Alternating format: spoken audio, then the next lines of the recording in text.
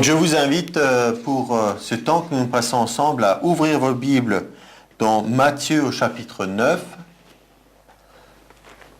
Et ma question pour aujourd'hui, mon titre, ça sera « Pourquoi les chrétiens ont besoin de conseils ?» Le conseil, c'est entre autres, pour ceux qui connaissent bien la parole de Dieu et les actes des apôtres, il y a un terme qui résumait l'enseignement de l'apôtre Paul. Il appelait ça le conseil de Dieu. Tous les éléments qu'il a reçus, les enseignements, les révélations, tout ce qu'un homme, un être humain peut avoir besoin, il appelait ça, l'ensemble c'était le conseil de Dieu. Et donc, dans les choses que nous, on a besoin, on peut le recevoir de deux façons. Soit c'est un ordre, soit c'est un conseil. Quand c'est un conseil, on a toujours un peu cette impression qu'il y a une option. Je peux le suivre ou ne pas le suivre. C'est un peu la manière douce de dire les choses. Ou alors, on peut dire style militaire, voilà. On donne un ordre, l'autre doit obtempérer. Mais nous avons besoin de réaliser que comme un enfant qui grandit, qui a besoin d'apprendre plein de choses, l'être humain a besoin de comprendre où il vit, quel est son univers, on découvre peu à peu, même nous qui sommes des êtres spirituels, n'est-ce pas vrai? Nous sommes des esprits, nous sommes créés à l'image de Dieu. Quelle est notre perception du monde spirituel dans lequel nous sommes?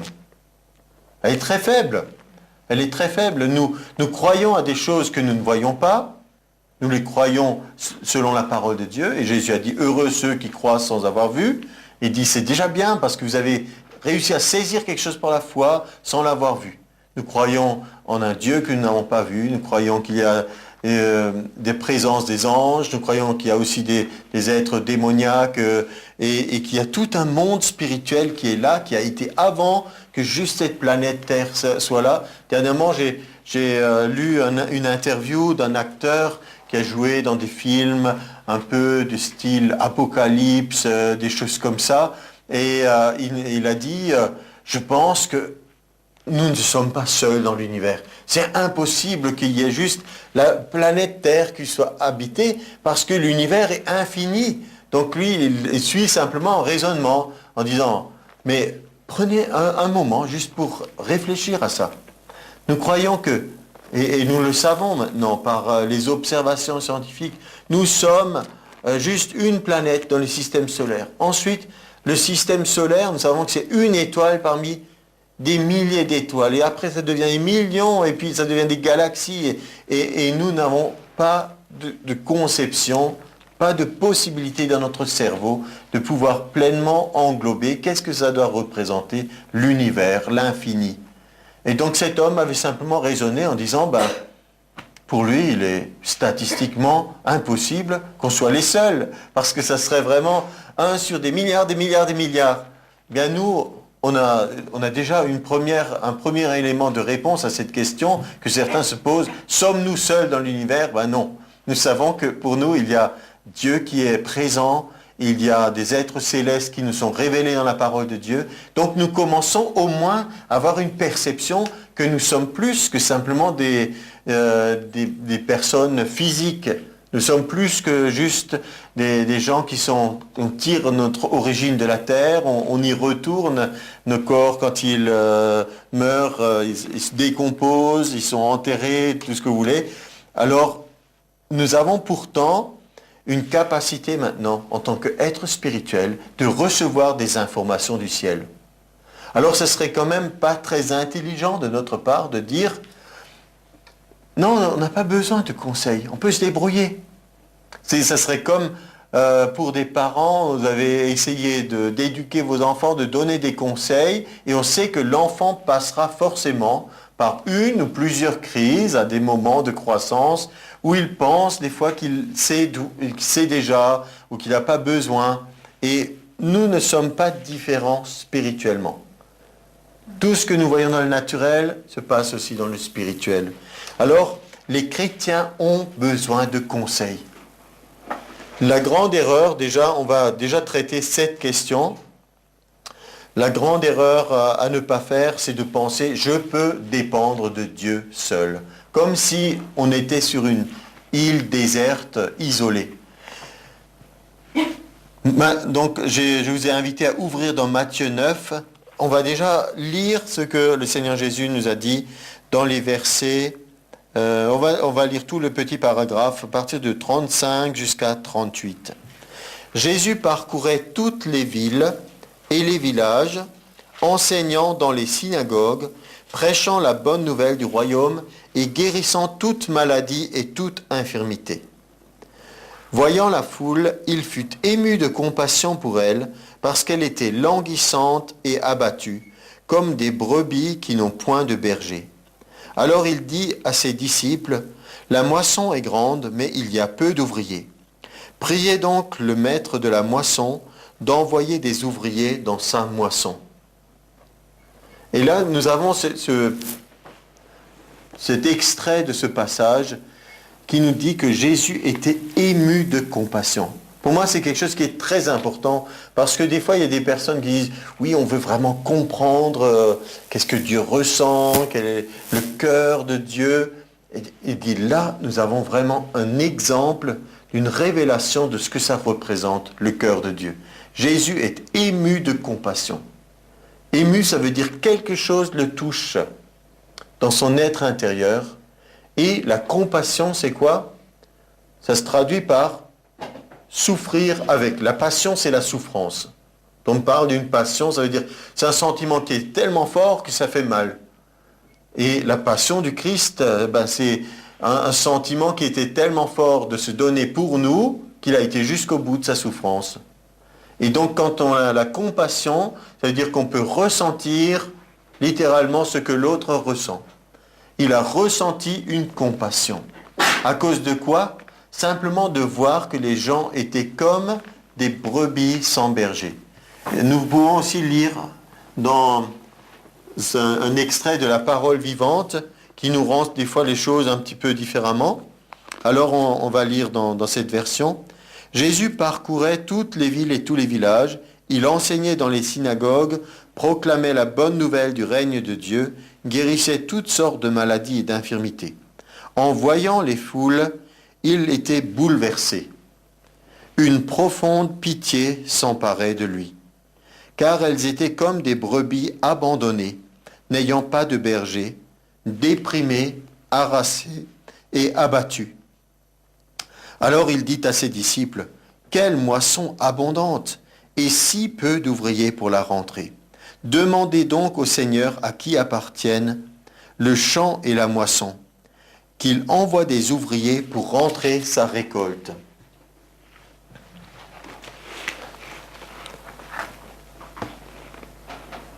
Si nous voulons être vraiment disciples de Jésus, alors à ce moment-là, nous devons être attentifs. Qu'est-ce qui est important pour lui de devenir important pour nous?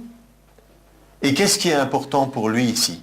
Que des gens ne soient pas seuls. Ici, on a vu un certain nombre d'adjectifs, harassés, déprimés. Alors là, vous pouvez déjà imaginer un peu, comme Jésus l'a dit, la moisson est grande, quel grand champ de mission et de moisson nous avons autour de nous. Vous n'avez pas besoin d'aller loin pour voir des gens qui sont négatifs. Et ce n'est pas juste parce qu'il y a du mauvais temps. C'est plus que ça. Il y a toute une atmosphère qui est maintenant négative. On a l'impression qu'il y a comme quelque chose qui est venu sur le monde entier. N'est-ce pas vrai? C'est comme... il y a eu des moments, moi je n'ai pas beaucoup d'expérience, mais je veux dire, la Seconde Guerre mondiale était quand même quelque chose qui a beaucoup frappé le monde. Il y a eu des temps difficiles, des temps de pénurie, de manque. Et puis peu à peu, il y a eu la reconstruction, il y a eu des développements technologiques, il y a eu des ères de développement de l'économie, et dans certains endroits, on a commencé à prendre espoir, à dire ça y est, maintenant, on est sur la voie d'un développement. On a vu plus de prospérité matérielle, bien qu'il y a des pays qui n'ont jamais vu grand-chose de ça. Ça a été, comme d'habitude, détourné au profit de certains. Mais globalement, les richesses de la planète Terre sont suffisantes. Les capacités que Dieu a données à l'homme par l'intelligence et la technologie sont suffisantes. Il ne devrait pas y avoir de pénurie. Ça ne devrait pas être. Mais nous savons que les motivations de certaines personnes, visiblement, sont guidées par toutes sortes de choses que le diable met dans le cœur des gens, de l'égoïsme et toutes sortes de façons. Alors, nous avons besoin de réaliser maintenant que le conseil de Dieu est ce qui va permettre à des gens de retrouver une direction pour leur vie. Et maintenant, ce n'est pas seulement les gens de l'extérieur. Si vous vous rappelez, on ne va pas lire en entier, mais dans Ésaïe 53, il y a un endroit où il nous est dit « Nous étions tous errants comme des brebis égarées. Chacun suivait sa propre voie. » Je vous demande pas forcément de chercher le passage, je vais juste vous donner la référence. Il nous est dit « Chacun suivait sa propre voie. » Verset 6. Donc là, on peut dire « Avant de connaître Dieu, on est comme des brebis égarées. Chacun suit sa propre voie. » Mais Jésus a dit « Je suis le chemin, la vérité, la vie. » Donc il dit « Je suis la voie. Je suis à la fois celui qui vous montre le chemin et je suis le chemin lui-même. Et je vous conduis au Père. » Une réconciliation avec Dieu. Donc, il y a une façon pour les païens de retrouver quelque chose, une direction vers Dieu. Dernièrement, j'ai entendu aussi une interview, c'était quelqu'un qui était un marin expérimenté, il a fait toutes sortes de courses autour du monde et autres. Il a dit, lui, il a toujours recherché l'indépendance. Il a dit très jeune, il a quitté la maison, son foyer, il est parti à l'aventure, il a fait toutes sortes de choses sur mer et tout. Il aspirait à cette liberté, il voulait toujours prendre des décisions par lui-même. Et il a dit, à un moment, il a dit, j'aurais bien fait des fois d'écouter les conseils des autres. Mais j'étais poussé vers cet esprit d'aventure, vers cette quête de la liberté. Mais ça m'a frappé parce qu'il a dit, j'aurais bien fait d'écouter les conseils des autres. Donc non seulement pour les païens, ce n'est pas un terme de mépris, c'est des gens qui ne connaissent pas Dieu, ils n'ont pas de relation avec lui. Non seulement eux ont besoin de conseils, qu'on leur montre la voie, mais aussi pour les chrétiens. Nous avons besoin de conseils et qu'on nous montre la voie. Qu'on soit là les uns pour les autres pour nous dire quand on est en train de dévier, de partir dans des mauvaises directions, parce qu'on ne s'en rend pas toujours compte au début. Et des fois, notre entourage est plus conscient de ce qui se passe dans notre vie que nous-mêmes. On peut avoir des fois des sentiments, on dit oh, « oui, je ne me sens pas bien, il y a peut-être quelque chose qui ne va pas ». D'autres peuvent observer et dire « t'es pas comme d'habitude », on peut observer qu'il y a quelque chose qui va de travers. Donc, quelle peut être une des principales causes de ce besoin de conseil ? Une des principales causes, c'est d'abord que les gens ne reçoivent pas assez de bons enseignements. On peut recevoir des informations. Il y a beaucoup de gens qui ont soif d'informations. Ils ne voudraient jamais, pour rien au monde, rater le journal de 20 heures. Ils croient que c'est utile pour leur vie. Moi, je suis contre le journal de 20 heures, je le dis franchement, parce que ça n'apporte pratiquement rien dans la vie des gens. C'est une espèce de show télévisé. On est en train de laver le cerveau des gens et on leur montre un certain spectacle à la façon dont on veut et c'est beaucoup trop orchestré à l'avance. La plupart du temps, le traitement de l'information ne me convient pas et je ne trouve pas qu'il soit intéressant pour les gens qui l'écoutent. D'autant plus que nous n'avons pas, nous, les capacités de vérifier la source des informations. Et à cause de l'impact de l'image et du commentaire qu'on y rajoute, on a l'impression que c'est vrai. C'est vraiment comme ça que ça s'est passé. Mais quand on sait que à la télévision, on peut, par exemple, vous interviewer, on peut couper quelques morceaux et ça ne ressemblera pas du tout à ce que vous aviez dit au départ. Donc je ne dis pas maintenant qu'il y a un complot pour mentir aux gens, mais c'est une réalité que la plupart des temps, nous ne sommes pas bien informés. Mais pour nous, en tant que chrétiens, quelles que soient les sources d'informations extérieures que nous avons tous une source d'information intérieure. Et il nous faut absolument vérifier constamment qu'est-ce qui se passe en vous.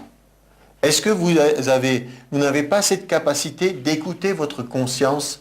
Dernièrement, j'ai été attiré de nouveau sur ce verset parce que nous parlons de conseils, nous parlons de choses qui sont dans le domaine pastoral. Le pasteur, le berger, Jésus est le bon berger.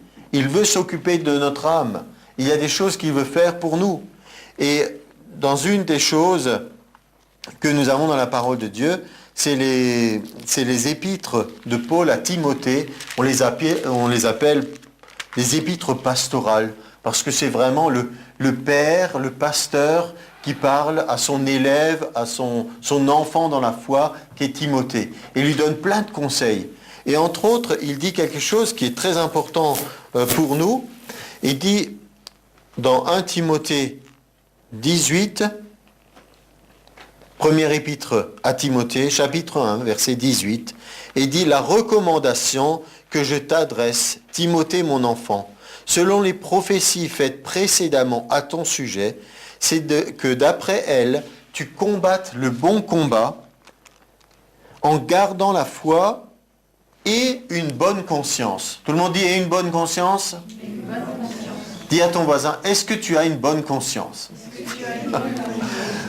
Souvent on le dit un peu façon de taquiner en disant comme si quelqu'un a fait quelque chose, l'enfant qui a pris autrefois c'était pot de confiture ou quelque chose comme ça, mais est-ce que tu as bonne conscience d'avoir fait ce que tu as fait?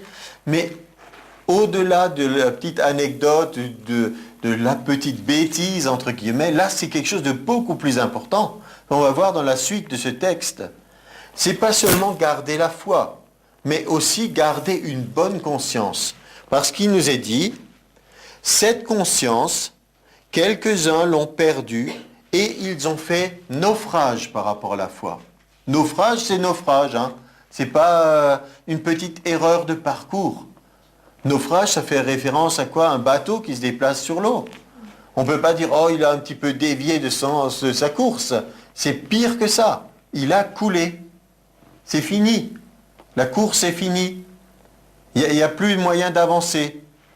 Ces gens-là ont perdu complètement leur marche chrétienne à cause d'une mauvaise conscience. À un moment donné, ils n'ont plus surveillé ce qui se passe en eux, la voix de l'Esprit en eux, ce qui veut les avertir, ce que Dieu a déposé en nous.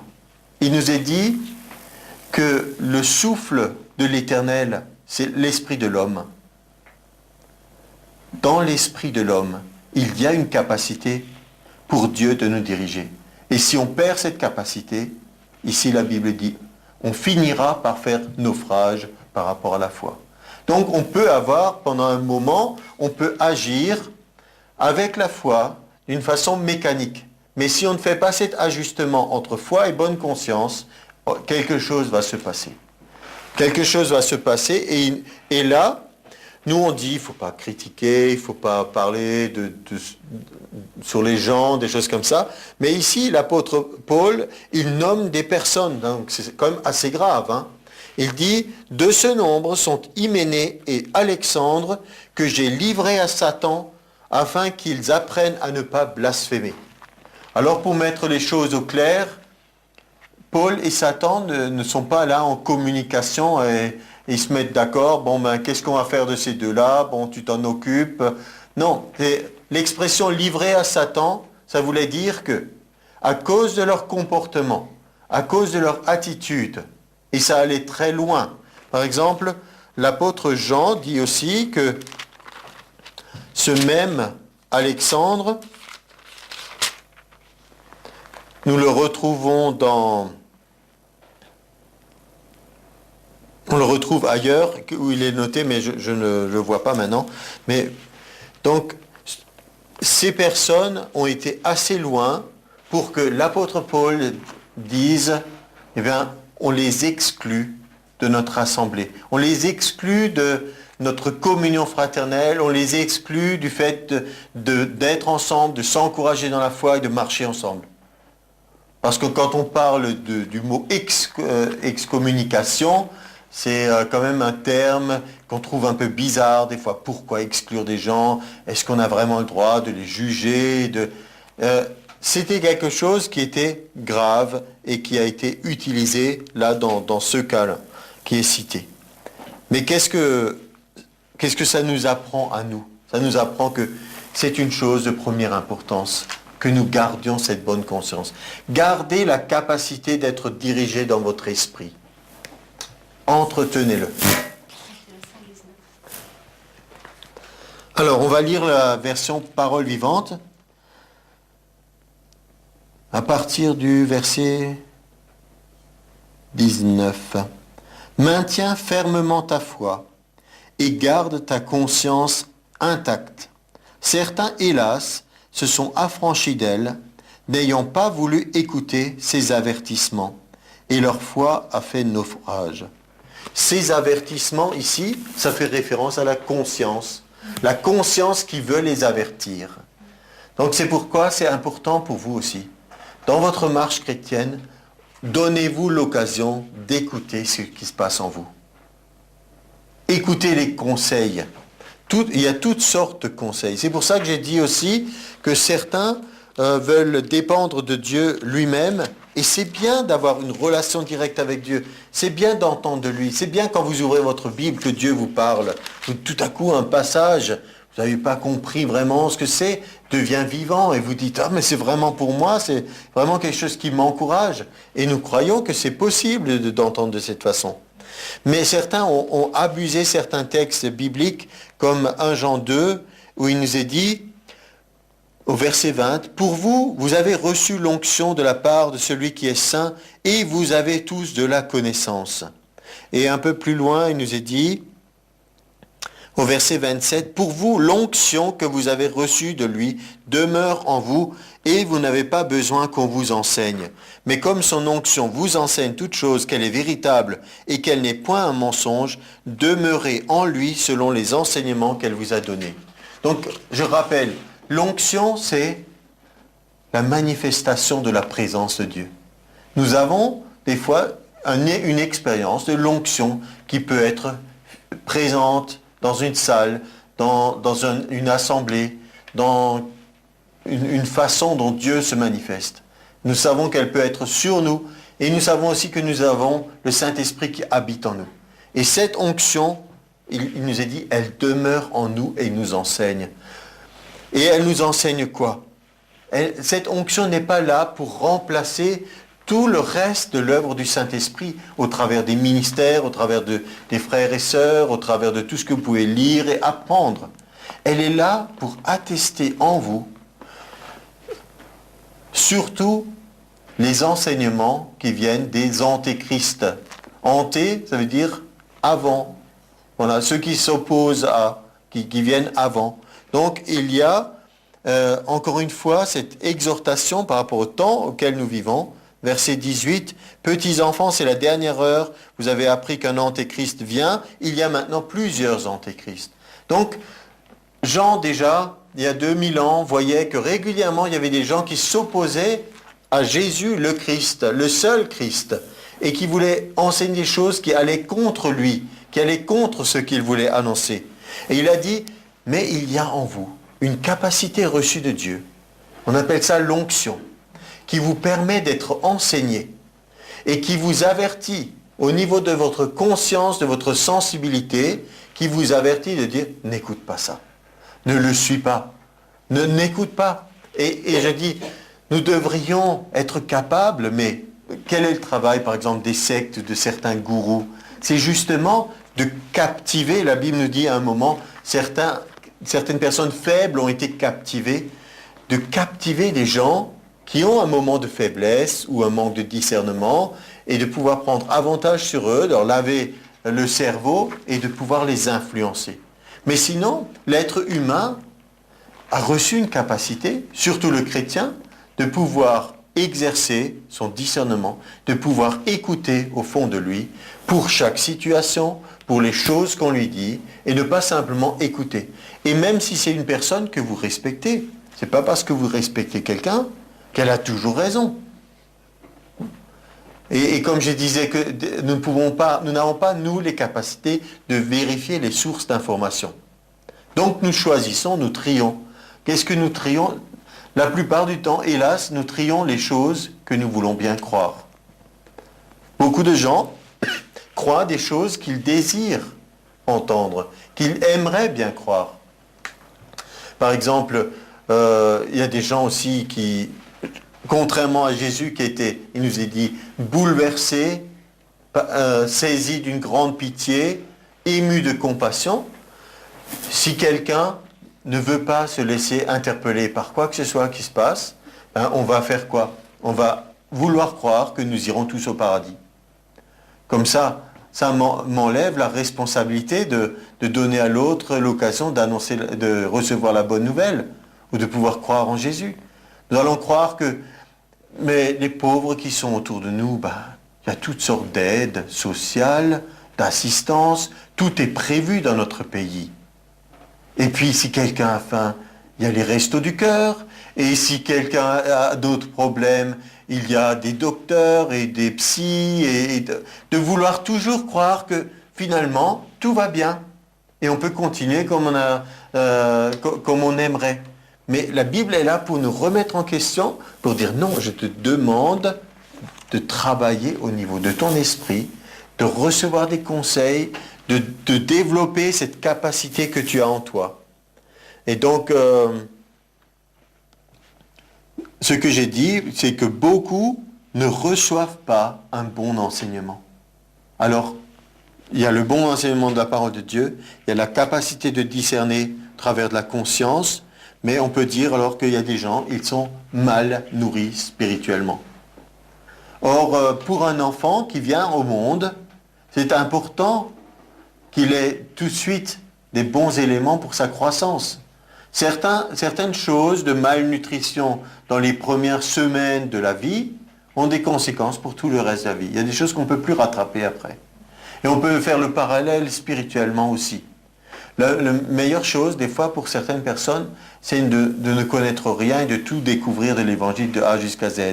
Mais si vous avez déjà beaucoup de choses que vous connaissez sur la religion, qu'est-ce qu'il faut faire? Il faut faire un renouvellement de l'intelligence et tout confronter par rapport à votre culture, religion, et de rechercher est-ce que c'est vraiment ce que dit la Bible. Donc, les chrétiens ont besoin de recevoir des bons enseignements. Et ces enseignants seront aussi des conseils pour eux. Par exemple, quel est un bon conseil? Le bon conseil, Romains 17 dit « La foi vient de ce qu'on entend, et ce qu'on entend vient de la parole de Christ. » Certains ont dit la parole de Dieu. Bon, pour nous, la parole de Dieu et la parole de Christ, c'est la même chose. Mais pour certaines personnes, comme ils ne s'attachent qu'à la lettre de tout ce qui est écrit, et ils gèrent comme des commandements, il nous est dit dans la Bible, alors à ce moment-là, la lettre tue. Et l'esprit vivifie. Donc on a besoin que la parole de Dieu soit réellement la parole de Christ, de celui qui est oint, de Jésus lui-même qui donne les instructions. Et alors la foi vient en nous. Romains 10, 17. Quelle peut être une des paroles qui nous communique la foi? La foi, pour être dirigée dans notre vie, ça peut être Matthieu 11, 28, que vous connaissez certainement très bien. Venez à moi, vous tous qui êtes fatigués et chargés, recevez mes instructions. Venez à moi, ça veut dire, je vous donne une direction. Venez à moi, pourquoi? Parce que je suis le bon berger. Dans Jean 10, Jésus fait la différence entre un bon berger et un mercenaire. Il dit, le mercenaire, quand il y a un problème, il va partir. Il va fuir, il ne s'occupe pas des brebis. Mais il dit, moi, le bon berger, je donne ma vie pour mes brebis. Et il dit, recevez mes instructions. C'est à vous de décider, premièrement, si vous voulez venir où? Vers le bon berger. Ensuite, recevoir les instructions. Ça, c'est une façon de voir. Certains ont besoin de conseils parce qu'ils n'ont pas reçu de bons enseignements, parce qu'ils sont mal nourris, parce qu'ils ont souffert de malnutrition spirituelle, parce qu'ils ne savent pas recevoir vraiment les paroles de Christ. Et d'autres, ça serait un deuxième point, pour d'autres, ils savent qu'il y a un changement à faire, mais ils ne le font pas. Et pour eux s'appliquent les passages que vous connaissez bien, qu'on ne va pas lire en détail maintenant, mais par exemple, Matthieu 7, 24, il dit « Toute personne qui entend mes paroles est comme un homme qui a construit une maison. » Alors ça dépend si c'est sur le sable ou sur le roc. Et donc, beaucoup de gens ont pensé que cette parabole, c'était, d'un côté, vous avez les chrétiens, ils ont bâti leur maison sur le roc, et puis les autres ont bâti leur maison sur le sable, c'est les gens qui refusent Jésus, et donc leur vie est un fiasco, parce que quand il y a des épreuves, des problèmes, il y a tout qui s'écroule. Mais ce n'est pas ce que Jésus a dit, il a dit, celui qui bâtit sa maison sur le roc, c'est quelqu'un qui entend les enseignements et qui agit selon les enseignements. Donc ça peut nous concerner chacun d'entre nous. Parce que si on reçoit une direction de Dieu, qu'on n'agit pas selon cette direction, et qu'ensuite un problème survient, on aurait pu le surmonter si on avait, par exemple, fait les préparatifs. Si vous voulez une illustration, c'est du temps de la famine de Pharaon et Joseph. S'ils n'avaient pas agi selon la parole de Dieu révélée par intelligence à Joseph, de mettre de côté du blé, du grain, tout ça, comment ils auraient survécu à toutes ces périodes de famine qui seraient venues? Ça n'aurait pas été possible. Ils auraient bien profité des années d'abondance, ils auraient bien reçu les paroles, ils ne l'auraient pas mis de côté. Et donc ça, c'est des exemples. L'autre passage, c'est Jacques 1, 21-25.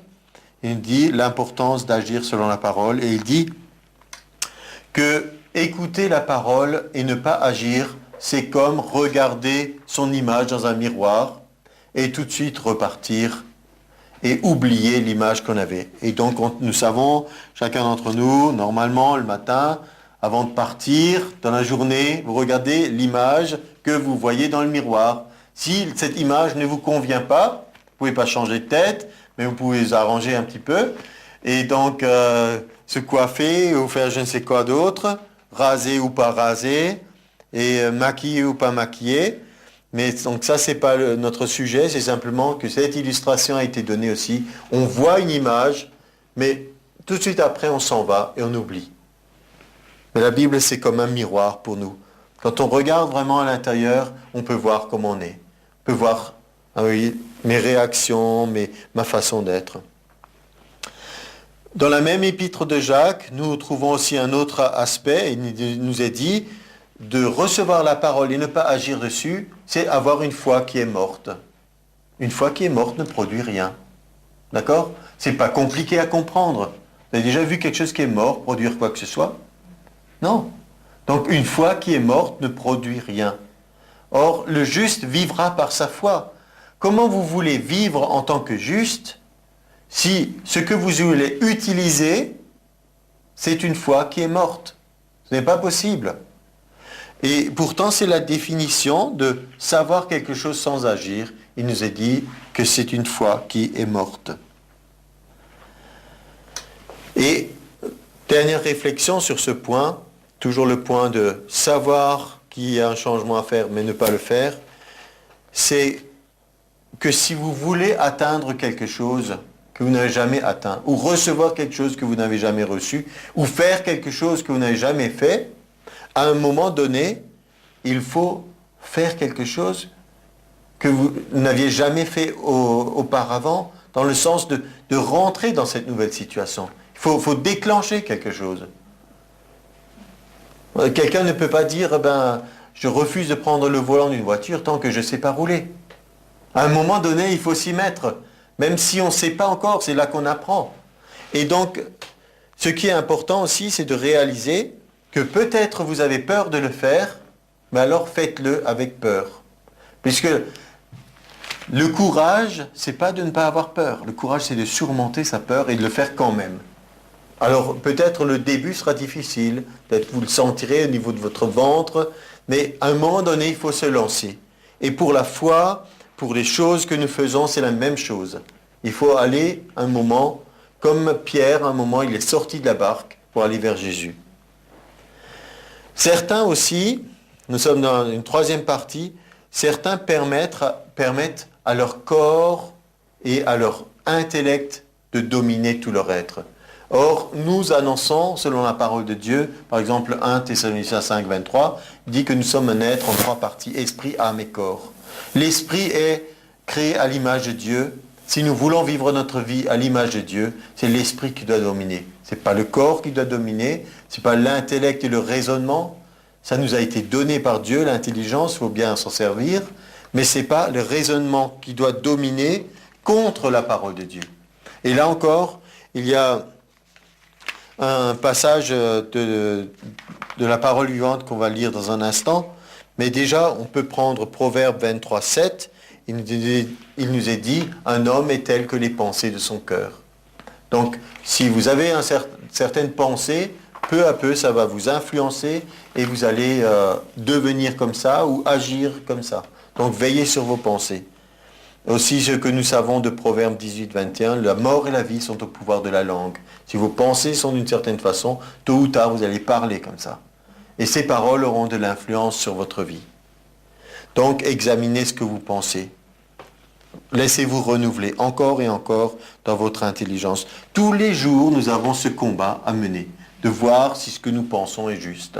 Puisque je le disais, nous sommes dans un monde où on parle beaucoup d'informations, sauf si vous n'ouvrez jamais ni radio ni télévision, aucun journal et que vous vivez sans avoir aucun contact avec les autres. Mais sinon, vous recevez des informations que vous le vouliez ou non.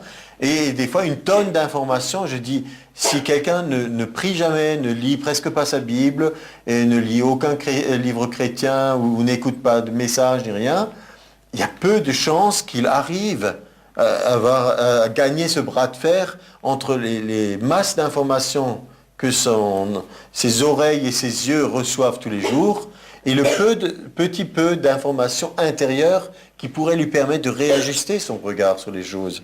Donc, veillez sur votre vie, veillez sur votre cœur et sur les choses que vous entendez. Et peut-être, si vous n'arrivez pas, faites-vous aider. C'est là que nous disons que les chrétiens ont besoin de conseils. Parce que, peu à peu, qu'est-ce qui va se passer ? De l'abondance du cœur, la bouche parle. Ce que vous allez dire, les autres vont l'entendre. Ils vont dire, tiens, c'est quand même intéressant. Pourquoi tu dis ça ? Peut-être vous vous rendez même plus compte de ce que vous dites. Comme des gens cherchent toujours un peu, « Ah, je suis bête, voilà, j'ai oublié ça » ou « Ah, je suis nul, j'ai raté ça ». Et il y a un travail à faire. Parce que pourquoi se diminuer ? Pourquoi se dévaloriser à ses propres yeux ? Nous avons reçu des capacités et nous pouvons aller au-delà même de ce que nous pensons.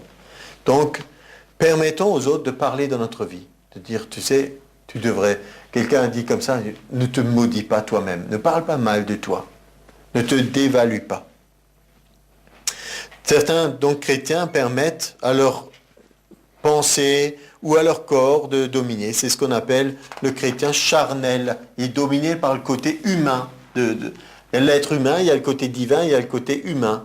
Et le côté humain porte la trace de l'échec, du péché souvent.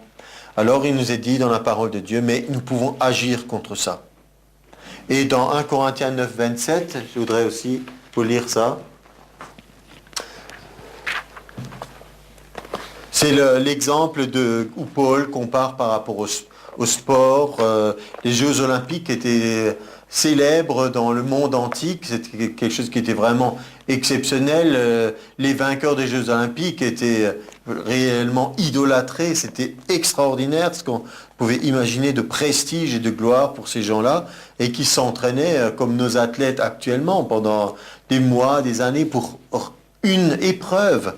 Et donc, il le dit de cette façon, il dit, si je m'exerce au pugilat, donc c'était la boxe, si vous voulez, les coups de poing, ce n'est pas pour donner des coups en l'air.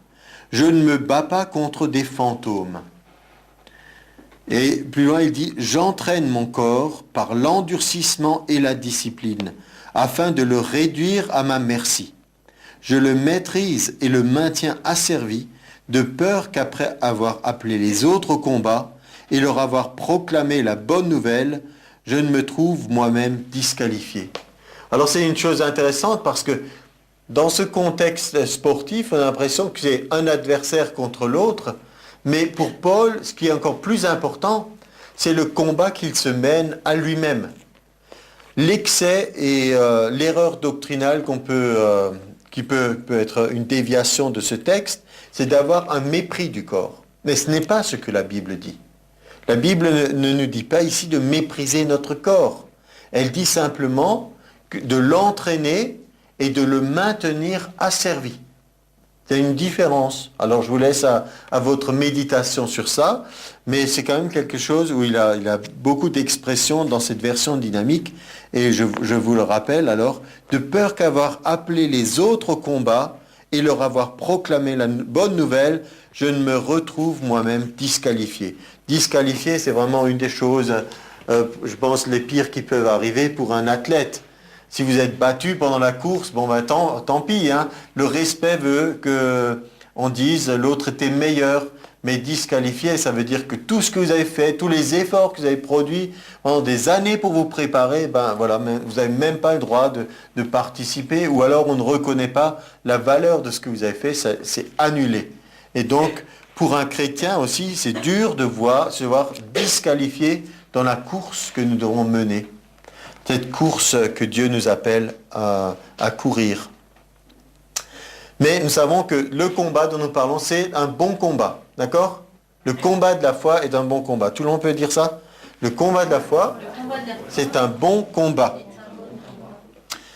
Donc, encore quelques points à survoler. Certains ont entendu, on parlait des mauvais enseignements, certains ont entendu et sont trop influencés par des paroles négatives ou des mensonges qui ont été dits. C'est pas parce que quelqu'un dit quelque chose d'une situation ou de vous que c'est vrai ou que ça doit vous influencer. Des fois, c'est absolument pas vrai. On peut aussi vous prêter des intentions. Moi, à un moment, on était au contact avec des gens, je me rappelle particulièrement d'un couple, et ils étaient tellement persuadés que chaque fois que quelqu'un disait quelque chose, en fait, ils pensaient autre chose. Alors, ça devenait compliqué dans les relations parce que tu dis ça, mais en fait, tu penses ceci. Alors, on a commencé à vouloir expliquer que, ben non, si on dit une chose, c'est simplement qu'on veut la dire. Mais ça peut être comme ça que des personnes, alors, disent des choses négatives de vous, ou il nous est dit des mensonges. C'est un mensonge. C'est-à-dire, ce que tu as dit, en fait, c'est pas ce que tu croyais. Donc, vous avez menti. D'accord ? Alors, certains ont aussi des problèmes à cause de leur histoire. On a tous notre passé, notre histoire. Il a pu y avoir des choses graves, importantes qui sont passées, mais on ne peut pas refaire notre vie, on ne peut pas voir en détail maintenant. Je crois qu'il faut surtout savoir saisir la grâce de Dieu qui nous donne de vivre une vie nouvelle en Jésus-Christ. On a des choses qui n'ont pas été à la gloire de Dieu. Il y a des choses peut-être qu'on a pu subir, toutes sortes d'abus. Mais ce qui est important, c'est que nous avons la capacité maintenant de recevoir l'information de Dieu, pouvoir vivre la vie nouvelle qui nous est offerte. On a vraiment, réellement une deuxième chance. Et si ce n'est pas une deuxième, on reçoit une troisième ou une quatrième. Avec Dieu, ce n'est pas fini. Il a toujours une porte de sortie. Et c'est ça qui est important. Il ne dit pas maintenant c'est terminé.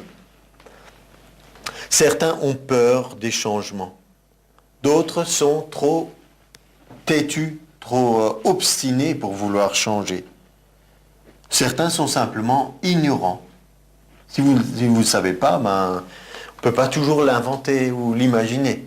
C'est pour ça que nous avons besoin aussi de nous communiquer entre nous la bonne information. Alors la bonne information, ça peut être ce que vous avez découvert dans la parole de Dieu, partagez-le autour de vous. Partagez les choses que vous avez vues. Dire, vraiment, ce qui m'a fait du bien, voilà, vous le lisez. Ou si vous découvrez un livre, vous dites, voilà, on a un nouveau livre dans la librairie ou la bibliothèque, et donc vous le découvrez, vous partagez le contenu. Et d'autres vont peut-être pas être accrochés ni par le titre, ni par l'auteur, ni par la couverture, mais avec le contenu que vous dites, ils vont se dire, ça peut aussi m'intéresser. Donc partagez les choses reçues. Parce que s'ils sont ignorants, ils ne peuvent pas changer, et c'est nécessaire. Et donc certains ont peur aussi de l'inconnu.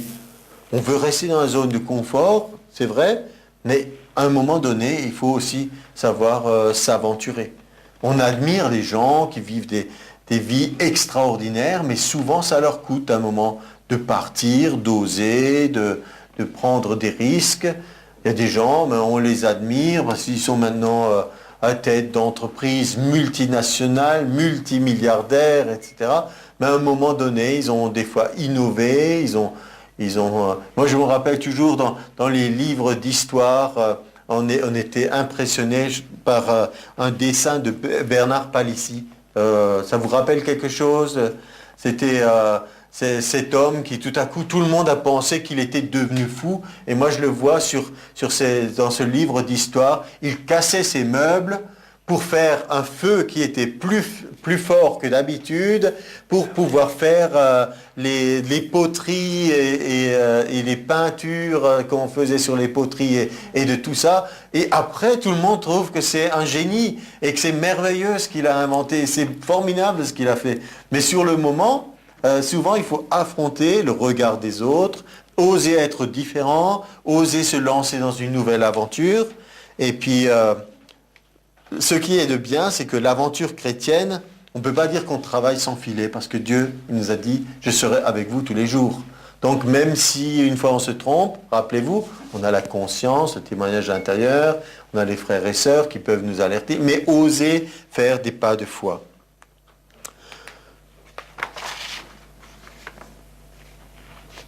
Et encore une pensée, même si vous êtes devenu un professionnel du renouvellement de votre intelligence, ceux qui sont avec nous depuis un certain nombre d'années, on a beaucoup parlé de ce renouvellement de l'intelligence, même si vous avez bien réussi dans ce domaine, pour beaucoup de sujets, eh bien c'est encore votre défi quotidien. Et il y a encore des domaines où peut-être vous êtes un bébé en Christ dans le renouvellement de l'intelligence. Comprenez ça? Il y a peut-être un domaine où vous en êtes au stade du début. C'est-à-dire votre pensée, c'est simplement un amalgame de tout ce que vous avez entendu, mais ce n'est pas encore vraiment la pensée de Dieu. Alors que pour d'autres domaines de votre vie, là vous êtes déjà très fort. Vous savez exactement quelle est la volonté de Dieu. Parce que notre vie, elle est multiple, elle est complexe. Vous tous, vous avez une vie professionnelle, une vie physique, une vie sentimentale, une vie de... Il y a tellement d'aspects différents. Et donc, il y a des endroits où peut-être je suis très fort, et puis il y a d'autres endroits où vous êtes peut-être déjà beaucoup plus en avance que moi. Ça, c'est la réalité. On ne grandit pas d'une façon linéaire, tous pareils, comme des machines. C'est très différent. Ça dépend du passé et ça dépend aussi de beaucoup des efforts que vous faites. Peut-être certains vont travailler spécialement dans un domaine. Si on prend de nouveau l'aspect physique, ceux qui font du sport, selon la discipline qu'ils travaillent, vous avez certains muscles qui sont sollicités, d'autres moins. Et donc certains peuvent avoir développé de façon qui ne soit pas harmonieuse. On imagine que celui qui joue au tennis, s'il est droitier, c'est son bras droit qui va se muscler beaucoup plus que le bras gauche. C'est quelque chose qui est tout à fait simple et normal. Donc il y a des domaines où nous avons grandi et d'autres où nous avons encore une marge de progrès. Laissons et recevons le conseil de Dieu. Et pour terminer, on ne devient pas un géant spirituel d'un jour à l'autre. Ça n'existe pas. De la même façon qu'on grandit dans le naturel, on grandit dans le spirituel. Et ça prendra du temps. Même si vous aimeriez plus de miracles, plus d'instantanés, je crois qu'on a tous envie de ça, mais il y a des choses, ça prendra du temps. Ça ne sera pas possible autrement. Et donc, je vous invite à mettre tout ça en pratique, de nouveau y travailler au renouvellement de l'intelligence. Amen.